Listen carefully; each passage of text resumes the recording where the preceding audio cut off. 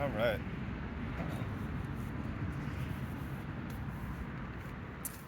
Back with more Fairest. Continuing on from where we left last time, and back outside because the weather is just too darn nice not to be reading outside. She did not become pregnant, though she went to Everett's bedchambers nearly every night. He and Winter had been moved into the royal family's private wing of the palace, but only a week went by before Levana decided it would be safer to retire to her own room after visits to him. She was afraid of what might happen if he awoke before her one morning and saw her without her glamour, and she was tired of using her gift to drag him into a deep unconsciousness every night. It was not quite the marriage she dreamed of, but she told herself it would get better. It would take time.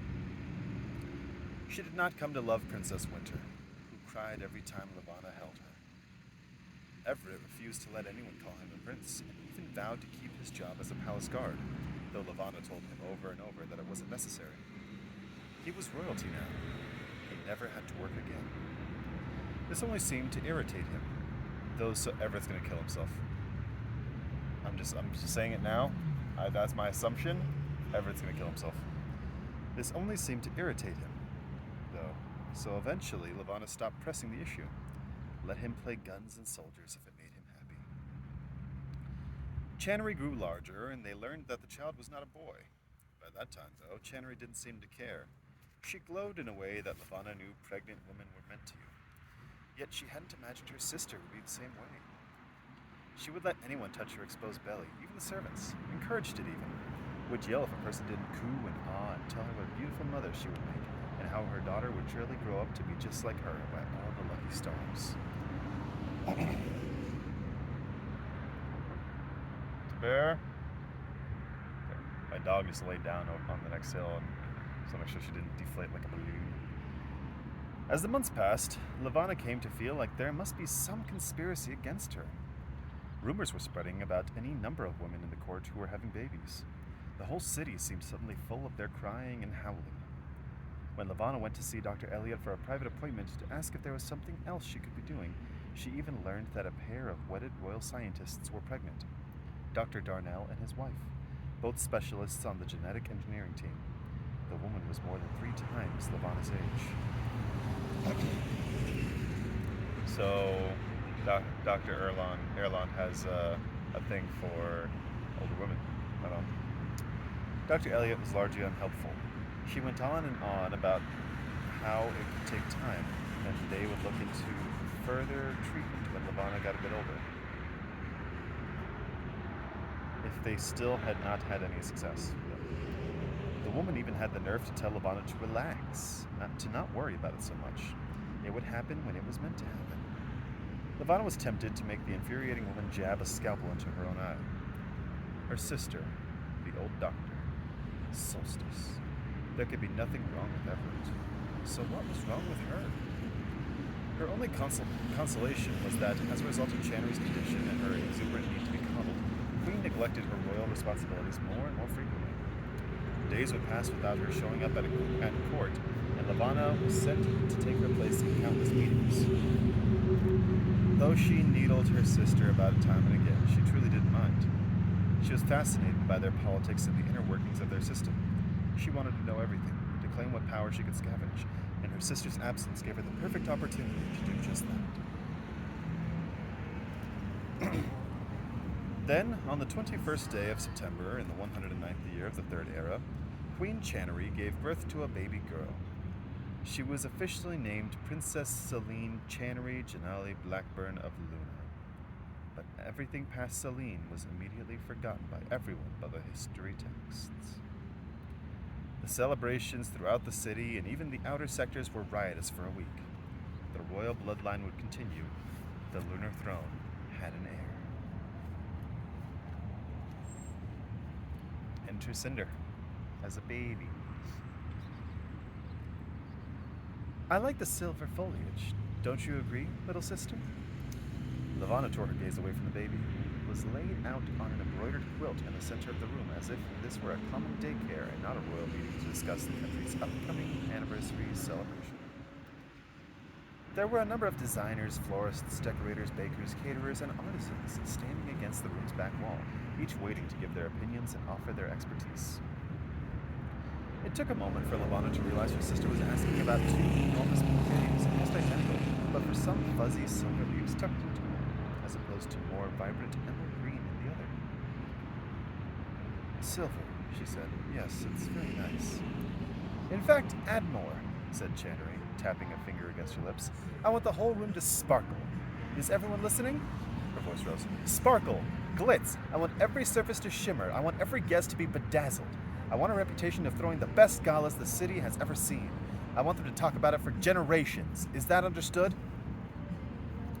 Nods of understanding were thrown around, but Channery had already stopped paying attention to them as she scanned the offerings before her.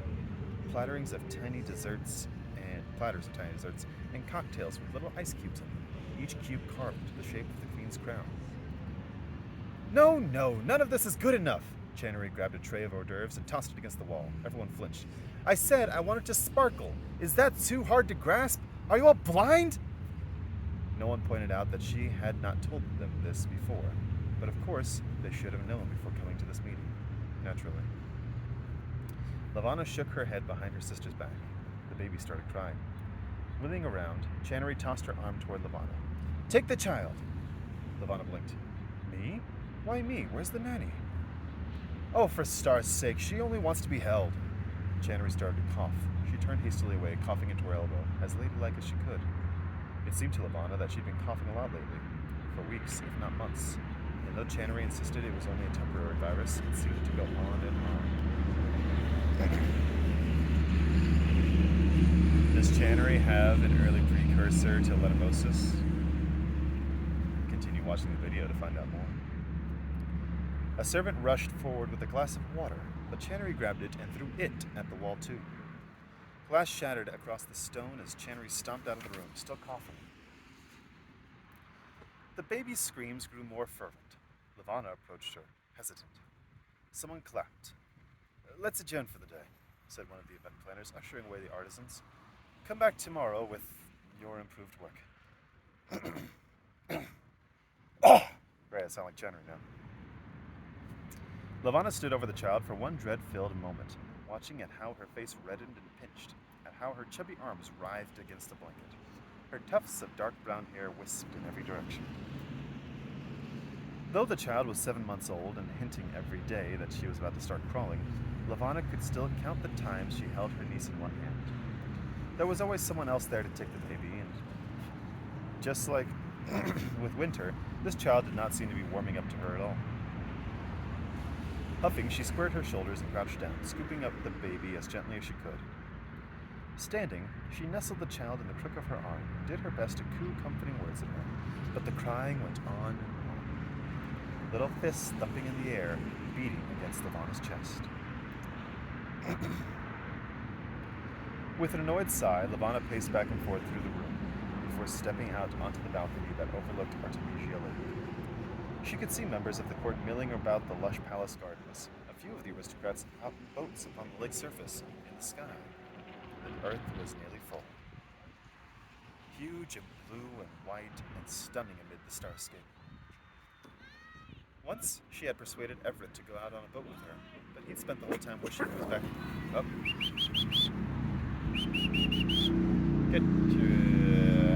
Get back here.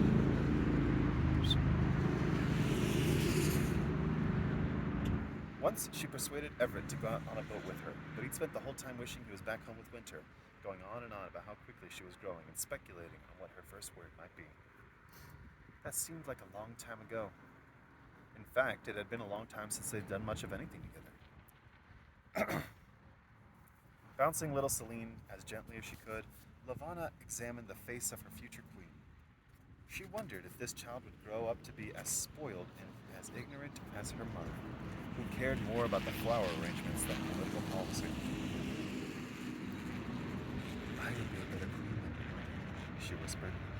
I would be a better queen. The baby continued to wail, spoiled and stupid. There was no point thinking it, anyway. Channery was queen, Celine was the heir, Levana was just the princess, with a guard for a husband and a daughter without royal blood. I could drop you over this balcony, she said, cooing the wood softly. You couldn't do anything about it. The baby did not respond to the threat. I could force you to stop crying. Would you like that? It was a tempting thought, one that Levana barely managed to withstand. They were not supposed to manipulate young children, as studies suggested that too much tampering when they were tiny and impressionable could disrupt the way their brains formed. Yeah, it's the bioelectric equivalent of pressing on their soft spot. Maybe don't do that, Levana. Levana was beginning to wonder how much damage just one little moment of silence could do, when she heard her sister's heels clapping across the meeting room's floor. Turning, she saw that Channery was attempting to hide just how horrible a coughing attack it had been, storming back with a stick-straight spine and blazing eyes, her brown hair swinging against her shoulders. But her face was blotchy and a thin layer of sweat still clung to her upper lip. She took the baby out of Levana's arms without even a thank you. Are you all right? Asked Levana. You're not dying, are you? Shooting a glare at her, Channery turned away without taking even a moment to admire the view. She paced back into the room. The child's crying began to subside, her pudgy fingers pawing on her mother's face. It occurred to Levana that maybe babies weren't affected by glamours, and they all hated her because they could see what she was underneath. You've had that cough for some time. Maybe you should see Dr. Elliot. She doesn't talk like that. You've had that cough for some time. Maybe you could see Dr. Elliot. Don't be ridiculous. I'm the queen, Channery said, as if this alone would protect her from illness. Though, speaking of doctors, have you heard about that couple in bioengineering? She grabbed a bottle from a satchel and fit it into the child's mouth. Levana was amazed every time she witnessed this motherly affection from her sister, a girl she had only ever known as cruel and selfish. Surely their mother never fed them. She wondered what possessed Channery to do it, when they had so many servants on hand. What doctors? The ones that had the baby. Darnell, I think. The man is, heavens, ancient. 60, maybe? Levana clenched her teeth. I heard they were expecting, yes. Well, they are finished expecting. The baby was a shell.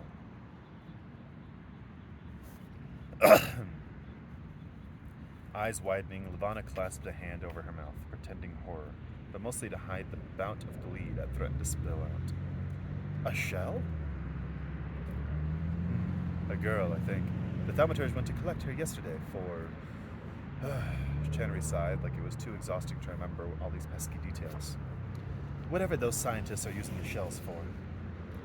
Blood platelets, for an antidote to the disease. Yes, that's right. How could you remember all this? Frowning, Levana glanced down at the baby, who was now in a satiated stupor as she sucked on the bottle's nipple. She turned back to the view of the lake, of all the happy couples. A shell, she murmured. How embarrassing. I've noticed that you're not getting any larger, said Channery, pacing out to join her on the balcony. Unless your glamour is hiding it from us. Setting her jaw, Levana didn't respond. Tell me, how is wedded bliss these days? It's been a while since I heard you wax on and on about how much you love your husband. I'd rather miss those days. We're fine, thank you, said Levana, quickly realizing how very unfine that sounded. She added, I still love him very much. We are quite happy together. Snorting, Channery leaned back against the rails. Lies, lies, though I can never tell whether you're lying to me or to yourself. I am not lying. He's everything I have ever wanted. How quaint. I really thought you would have set your sights a little higher. Channery's attention drifted upward to the blue and white orb hanging in the sky. What does that mean? Oh, I've been thinking more about Earth and politics lately. Rather against my will, I admit. It's impossible not to when all the families go on and on about this biological warfare they're planning. It's exhausting. You are the model of patience, Levana deadpanned. Well, I've been seeing pictures of the royal family from the Eastern Commonwealth, and I'm rather intrigued. She tried to take the child's bottle away, but baby Celine whimpered and reached for it, putting it back into her mouth. The royal family isn't the prince only a child? A toddler, yes. Channery bent over her daughter, nesting the tufts of hair with her nose. At first I thought, why, he might be a perfect little match for my perfect little girl. She lifted her gaze again. But then I thought, well, I suppose I could marry too. And the Emperor is quite handsome. Broad-shouldered, always smartly dressed, though bland, earthed, you know. Unfortunately, I do believe he is already married. Channery snorted, and baby Celine finally released the bottle. Finished. Always the pessimist, baby sister. Perhaps he won't always be married. Shrugging, she lifted the baby over her shoulder to burp her, even though she had nothing to protect her fine gown. It was something I've been thinking about. I'm certainly not planning any assassination attempts yet. But, well, I've heard Earth is nice this time of year. I think it is nice every time of year, depending on the hemisphere. Channery quirked an eyebrow. What is a hemisphere? Sighing, Levana shook her head. Never mind. That baby's going to spit up all over your dress, you know. Oh, yes. I'm sick of this one. I'm sick of all of them, actually. Nothing in my whole wardrobe fits anymore. And I know it will just get worse if I end up pregnant again. It will be a full-time job for my seamstress. I've been thinking I might have her feet removed so that she has nothing better to do. Her eyes sparkled like it was a joke, but Levana had seen that sparkle before. She was not so sure that Channery was joking. Break. Queen Channery Blackburn of Lunar did not have a chance to see an assassination on the Earthen Empress. She did not marry Emperor Riken or see her child grow up to marry a prince. 5 months after their conversation, she did indeed have her seamstress's feet surgically removed. Jesus fucking Christ, what is wrong with these people? And the seamstress had not even recovered enough to get back to work before it was all for naught. By the age of 25, Queen Channery died from regolith poison in her lungs. It was a disease that commonly afflicted those in the outer sectors due to a lifetime spent breathing in the dust from Luna's caverns. But it was so unheard of among the aristocrats, and certainly among the royal family, that doctors had never even considered it a possibility. Even when Channery broke down and talked to Dr. Elliot about her persisting cough. The mystery was never solved, but Levana had a theory that her sister had been sneaking away to the regolith caves under the city for some of her romantic rendezvous. The funeral was similar to that of her parents, and Levana's feelings were rather the same. Princess Winter and Princess Celine attended, dressed in royal garb as befit their stature. Celine, now 1 year old, received kisses from a lot of strangers, but between the two, it was Winter who received the most compliments. She was indeed a very pretty child, and Everett was right. She was taking more after her mother every day. I just want to take a moment. Regolith poisoning. This alludes to the fact, a thought being that Levana did not kill Channery, because that was the thing, was rumored that Levana killed Channery to take over the throne. It seems to be not the case. That Channery died from her own ineptitude and decisions. Now, that being said, was Channery doing it to go have sex in these caverns? Or was it that Channery was checking on the lunar shells for what we now know was for the antidote? Or something more? But, hold on. Channery died, Selena's there. But I thought Channery died in a fire, and so did Celine, supposedly. What the fuck? Everett offered to work, guarding the Queen's casket as it was carried through the streets on its way to be buried in a crater outside of the domes. Levana asked him not to. She'd hoped he would agree to stand by her side, to be her husband, but it didn't work. To him, duty came first. The little boy who belonged to Sir Clay was there too, almost 4 years old now and pale blonde as ever. He'd tried to teach the wobbly-footed girls how to play hide-and-seek among the pews, but they were still too young to understand. Levana pretended to cry. She was assigned the role of Queen Regent until her niece's 13th birthday, at which time Celine would take her throne. 12 years. Levana would be queen for 12 years. She tried very, very hard not to smile until the funeral was over. Head thaumaturge Haddon is retiring at the end of this month, said Venerable Anatel, keeping pace beside Levana as they made their way to the court meeting. Have you considered who you might nominate for his replacement? I've been thinking I would recommend Sybil Nero. Anatel glanced sideways at her. An interesting choice. Awfully young. The families thought you might be thinking of thaumaturge Par. Sybil has far excelled at the responsibilities given to her regarding shell children. Oh, no doubt. She is very capable by her inexperience, and I believe that she earned a second-tier rank at only 19 years old, the youngest in history. Isn't that true? I am not honestly sure. Well, I appreciate her ambition.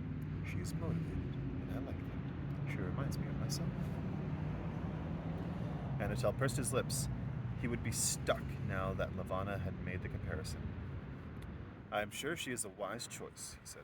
If this is your final decision, I think the families will approve. We will see. I have a month still to consider. She smiled, but then she spotted Everett down the hall. He was one of the guards waiting outside the conference room. Seeing him, she felt herself deflate. No matter how confident she became in her role of Queen Regent, every time her eyes fell on her husband, she felt like that same love-struck 16-year-old girl, all over again. She hoped to pass a smile his way, but Everett did not look at her as he and his comrade pulled over the doors. Wetting her lips, Levana stepped inside. As the door shut, the family representative stood. Levana approached the dais where the throne stood. The Queen's throne. The room was among her favorites in the palace, and her appreciation for it had increased drastically the moment she'd first taken her seat in that magnificent chair. The room glinted and shimmered, all glass and white stone. From her position, she could see all of the members of the court seated around the intricately tiled floor, and directly opposite her was the magnificent view of Lake Artemisia and the White City. Sitting there, Levana truly felt like the ruler of Lunar. Be seated. Chairs were still shuffling as she straightened her spine and gestured leisurely at Head Thaumaturge Haddon. You may proceed. Thank you, Your Highness.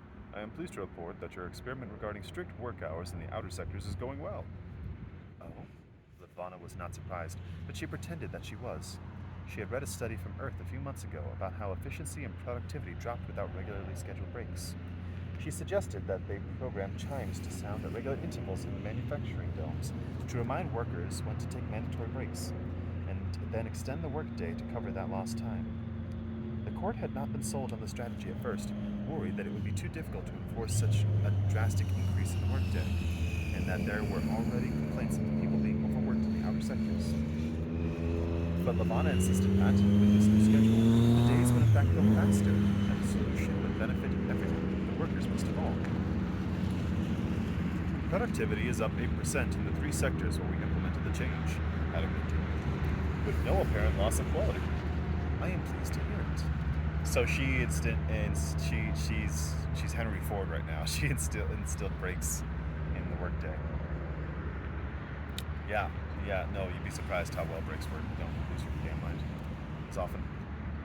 Haddon read through the reports, feeding her the numbers on the successful increase of trade between sectors, and telling her how delighted the Artemisian families were with the new artisanal delights Levana had commissioned for their city. What more, the research teams were making good progress with both the genetically engineered army and the biochemical disease, and reported that it might be ready to unleash on Earth within the next 18 months. No one came out and said it, but Levana could tell that the court was pleased with how she stepped up to fill her sister's role, and far outdone the example that Channery and even her parents had set. She was the queen Luna had been waiting for, and since she had taken power, the city was thriving. The outer sectors were flourishing. Everything was exactly as Levana knew it should be. Okay, right, Levana's a just queen for now, but does that mean she will always be? Probably not, but if the book ends with Levana being a just queen all throughout, we're supposed to not hate her. I'm gonna be pissed because I want to hate her. We are planning to roll out the labor program throughout the rest of the general manufacturing sectors in the coming months, Haddon continued. I will give regular updates as we progress. That said, I'm afraid we have noticed some potential drawbacks. Levana lifted her head to one side. And those would be. With such frequent breaks during the workdays, civilians are given more chances for socializing. We've noticed that these interactions are continuing even after the workday has ended. And is there a problem? Well, perhaps not, Your Highness. Anatole spoke up. In the past, there has been concerns of civil unrest when people spend too much time being idle and having ideas. Yeah, you gotta watch out because as soon as you get you start letting people hang around pubs and talking. That's the number one thing that the aristocracy hates, is when you dirty poor people start talking amongst yourselves and getting revolutionary ideas. Thoughts are not for the poor, they're for the rich, as is historically proven. Levana laughed. Unrest? What reason would my people have to be unhappy? None, of course, Your Highness, said Haddon. But I wonder if we have yet fully recovered from the murders on your parents. It is only that there will always be a few bad seeds in the outer sector. I'm sorry, baby, but you have a thing stuck in your fur. I'm trying to get it. We would hate to give them too much time to infect the others. Levana folded her hands in her lap. What? You're so dirty, you just got a bath yesterday. While I cannot imagine the people deciding they're unhappy with our rule, I concede your point. Why don't we implement a mandatory curfew after work hours? Give people time to go home and let them stay there. That's the time to be with their families anyway. Come on, Levana. Do we have the manpower to... Do we have the manpower to enforce that? One of the nobles asked. Unlikely, said Haddon. As a guess, we would need a 40% increase in sector guards. Well then, hire more guards. Looks were traded across the throne room, though no one argued the simplicity of the solution. Of course, my queen. We will see that it is done. Good. You said there was another problem as well?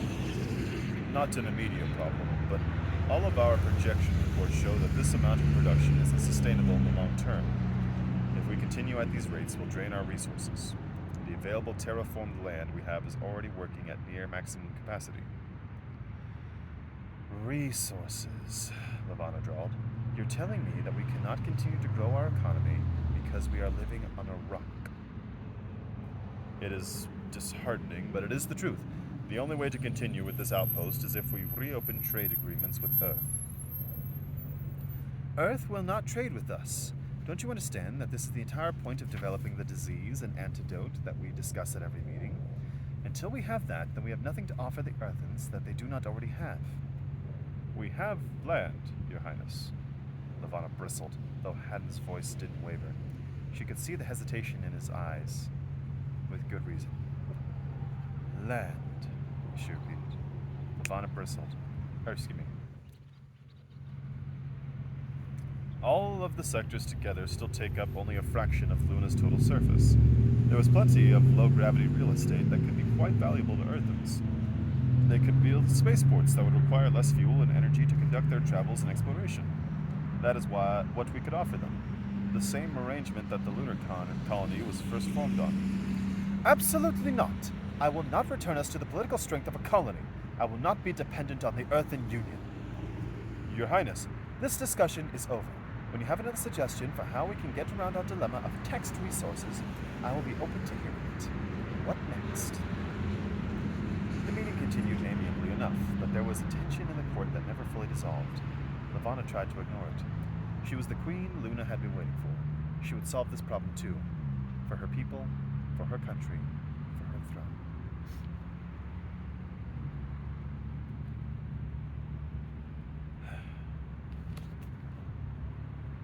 Yeah, limited resources. You got to plant more trees. You got to expand. If you already had the real estate that isn't being used, why aren't you terraforming it? Yes, it would take a long period of time, but the sooner you start, so you can get more results. More research into alternative sources of fuel and manufacturing. Not that I'm an expert, but I mean, come on. If Earth won't trade with you, use what you've got, which is what Levana wants to do. But she doesn't seem, well, I guess that it's not on her to think of everything, it's on her court, but either way. Break. I'm telling you, I'm good at this, said Levana, pacing giddily around the bedroom. I'm sure you are, said Everett, laughing as Winter brought him a pair of Levana's shoes from the closet. Thank you, darling. Setting the shoes aside, Winter gleefully darted back toward the closet. Looking up, Everett beamed. This is the happiest I've seen you in a long time. It was the happiest Levana had felt in a long time. I've never been good at anything, she said. Channery was the better dancer, the better singer, better at manipulation, better at everything. But ha! I am a better queen, and everyone knows it. Everyone's smile became hesitant, but she knew he was uncomfortable speaking ill of the dead. But Levana didn't care. It had been almost a year since Channery's death, and she felt like even a day of mourning was too much. She suspected that the poor seamstress who would never walk again would agree with her. Winter scurried by, handing her father another pair of shoes. He patted her head, where her hair had grown into wild curls that haloed around her round face. Thank you. She skipped away again. And the people! I think they're really starting to love me. Love you? Levana stopped pacing, caught off guard by the mocking in his tone. Everett's smile quickly fell as if he caught the derision too late. Sweetheart, he said, a name that he'd started using for her not long into their marriage. It simultaneously served to make her heart patter and to make her question if he called her this so that he wouldn't accidentally call her Solstice. You are no doubt a good queen, and doing great things for our community, but the people don't know you. Have you even been to the outer sectors? Of course I haven't. I'm the queen. I have people who go out there and report back. You're the queen regent, he corrected. Levana flinched. She was coming to despise the word regent.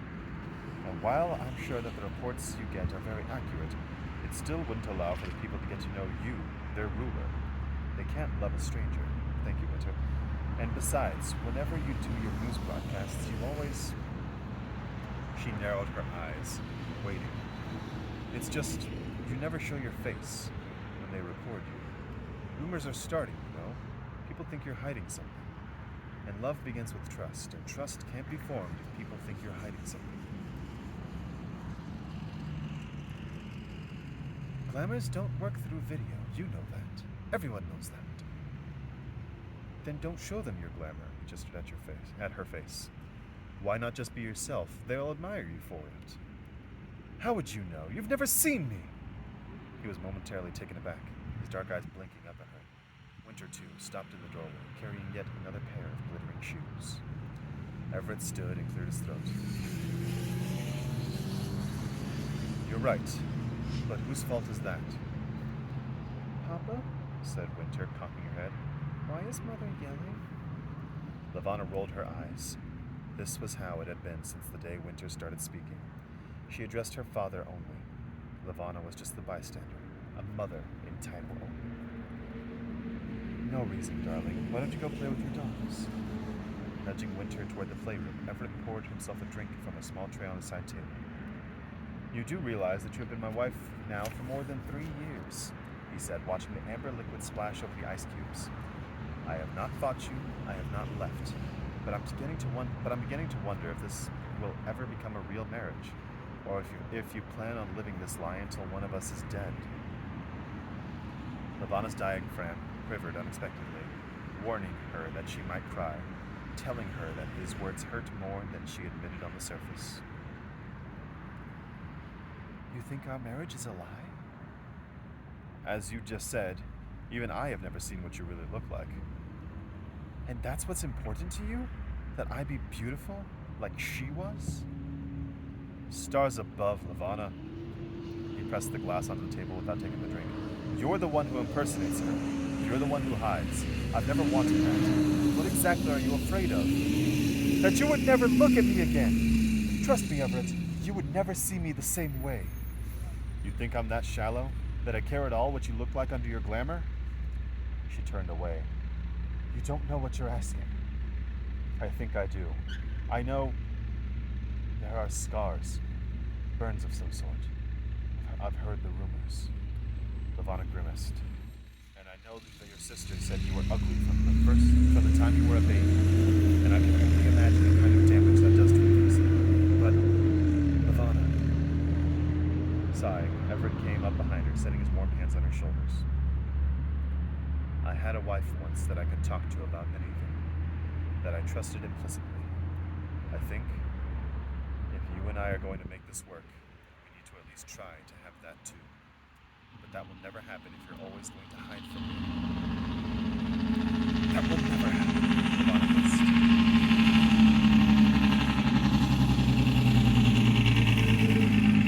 It's a very loud truck. If you constantly insist on comparing me with her. He turned her around to face him. You compare yourself with her. He cupped her face. Let me see. Let me judge for myself what I can or can't handle. He gestured to the window. Let the people judge for themselves. Levana gulped, afraid to realize that she was considering it. Was it true that he could never know her, trust her, love her, so long as she hid behind this glamour of beauty and perfection? No, I can't do it, she whispered, pulling herself out of his grip. His face fell, and a moment later his hands did too. Maybe you're right about the people. No, you are right. I'll plan a tour through the outer sectors. I'll let them see me. Your glamour, you mean? She grated her teeth. Me. This is all that matters, so please, don't ask me again. Shaking his head, he returned for his drink. Trust me, Levana said emphatically, even as her vision blurred. It's better this way. I'm better this way. That's the problem, he said, unable to look at her as he took a sip. I don't trust you. I don't even know where to start.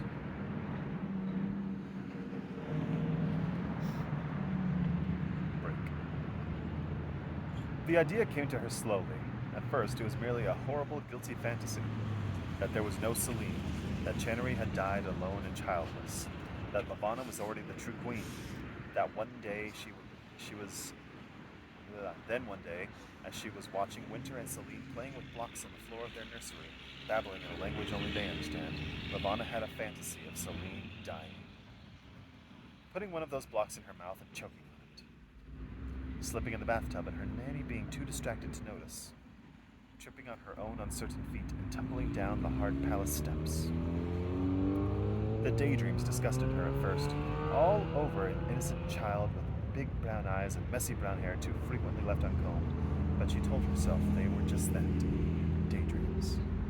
There was no harm in imagining some innocent mistake that would lead to the baby dying and the country mourning, and Levana being crowned the queen, now and forever. Over time, the fantasies became more violent. In a frustrated fit, her nanny would throw Celine off the balcony. Or, rather than tripping over her own feet, some jealous child from the aristocracy would push her down the stairs. Or a disillusioned shell would sneak into the palace and stab her 16 times in the chest. Even as Levana became afraid to think that these were her own thoughts, she could hear herself justifying them. She was a great queen. Luna was better off with her, not some ignorant child who would be a spoiled, self-absorbed brat by the time she took the throne.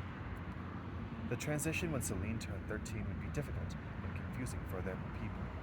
It could take years for them to get on track again. Channery had been a terrible ruler. No doubt her daughter would be the same. No one would love this country like Levana did. No one. She deserved to be the queen. Because she had never truly hated the child, she believed she was being practical in rationalization. Her thoughts didn't come from envy or resentment. This was about the good of Luna, the betterment of everyone around her. Months ticked by, and she found herself inspecting the few moments that she spent with her niece for weaknesses, wondering how she would do it if the opportunity came, wondering if she could get away with it. Levana didn't realize she was making a plan until the plan was already half-formed though. It was the right thing to do, the only choice a concerned queen could make. It was a sacrifice and a burden she couldn't hand to anyone else. She chose a day, almost without realizing she had chosen it. Opportunity presented itself so clearly. Her imagination sparked. It was as though some unseen ghost was whispering the suggestion into her ear. coaxing her to take advantage of this chance that might not come again. Winter had an appointment with Dr. Elliot that day. Levana would ensure that she was the one who would get Winter from the nursery. She would send Everett on some other task. The nanny would be there. Supposedly, there was a new nanny, one that didn't know people well yet, one that may not be entirely trustworthy. Levana would coerce her, making it sure it seemed like an accident. She would what? This was the part Levana could not figure out. How did you kill a child? There were so many possibilities, but every one of them made her feel like a monster for even considering it. At first, she tried to think how best to make sure the child didn't suffer. She didn't want to cause her pain. She only wanted her dead. Something that would be over quickly. Then, on Celine's 3rd birthday, they decided to host a party. Something intimate. It had been Everett's idea, and Levana was so delighted to see him wanting to plan something as a family that she didn't argue.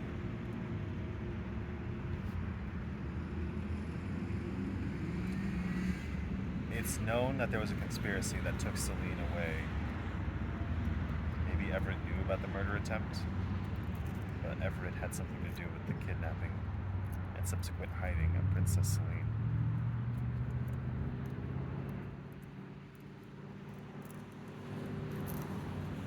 It was only the two of them, and little Winter, of course, and the Clay family, as always, all gathered together in the palace nursery, drinking wine and laughing about like normal people.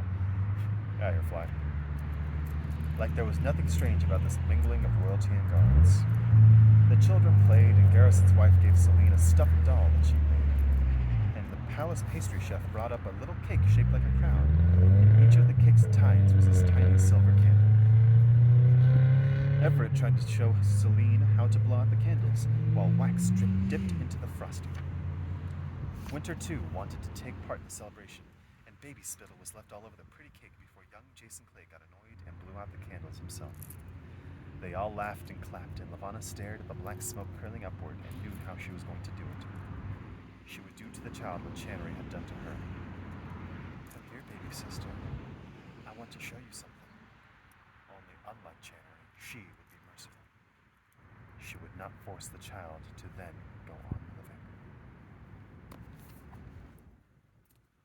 I'm sorry, I'm getting major chills up my arms, and I'm like, oh, I want to cry. Just a second. Right, we know that there are burns all over her body. It was not a tragic accident. It was that Channery burned the baby to ensure that she was always ugly, so that Channery would always be the better sister.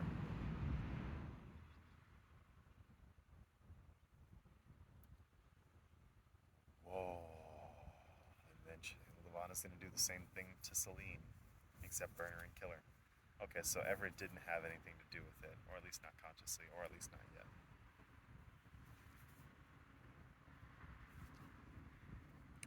We're just a little past the halfway point of the book, and there's so much more in store. Keep watching as we read more. This book's crazy, man.